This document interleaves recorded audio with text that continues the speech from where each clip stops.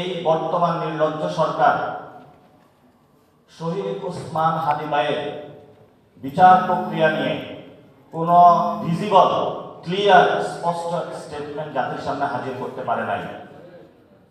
তারা হলো ধরি মাছ না ছুঁই পানি, ওসমান হাদি ভাইয়ের জানাজার অ্যারেঞ্জমেন্ট করে দিয়েছে।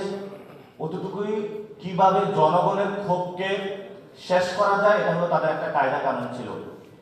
আমরা বর্তমান সরকার যারা রয়েছে, বিভিন্ন গোয়েন্দা সংস্থা থেকে শুরু করে সবাইকে বলবো, মেরুদণ্ড আর বিক্রি করবেন না।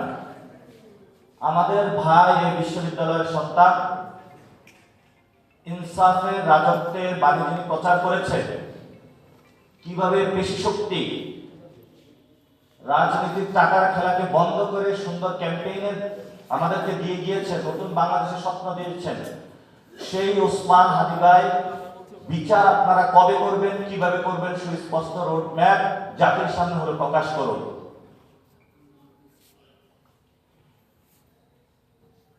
যদি না করতে পারেন, এই দায়ভার আপনাদের নিতে হবে।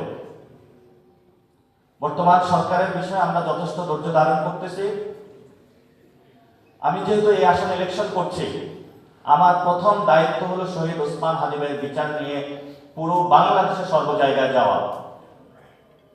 আমি সরকারকে আহ্বান জানাবো যে আপনারা শহীদ ওসমান হাদির বিচারিক প্রক্রিয়া দ্রুত শেষ করেন। আপনারা এটা সাগররণী হত্যাকাণ্ডের মতো বছরের পর বছর ঝুলাই রাখার এই যে কয়দা কানুন, আপনারা সেটা থেকে বের করুন। এবং আমি সকল দলের মধ্যে আহ্বান জানাবো, ইনকিলাব মঞ্চের ছোট ভাইয়েরা দিনের পর দয়াল মিছিল করে যাচ্ছেন, কষ্ট করে যাচ্ছেন শহীদ ওসমান হাদি ভাইয়ের বিচার চেয়ে। পুরো বাংলাদেশে রব উঠেছে, হাদি হত্যার বিচার চাই, কিন্তু এই ভয়েসগুলো হলো বর্তমান সরকারের কানে পৌঁছেছে না। কেন পৌঁছতেছে না? আমরা দ্রুত শহীদ ওসমান হাদি ভাইয়ের বিচারিক যে হত্যাকাণ্ড হয়েছে এটা বিচার চাই, এবং আমরা সুষ্ঠু একটি ইলেকশন চাই বাংলাদেশে, এবং গণভোটে যাতে আমরা হায়ার মধ্যে নিয়ে নতুন বাংলাদেশ পুনর্গঠন করতে পারি, যাতে আমাদের চাকরি, শিক্ষা, স্বাস্থ্য, বাণিজ্য থেকে সর্বক্ষেত্রে নতুন একটা ব্যবস্থা প্রচলন করতে পারি। সেই ক্ষেত্রে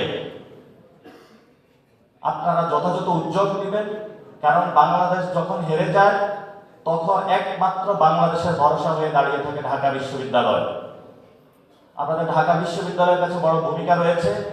আপনারা যদি রাষ্ট্রকে পুনর্গঠনে এগিয়ে আসেন, বাংলাদেশ কখনো হারবে না, বাংলাদেশ কখনো ভারতের কাছে মাথা নত করবে না, ইনশাআল্লাহ।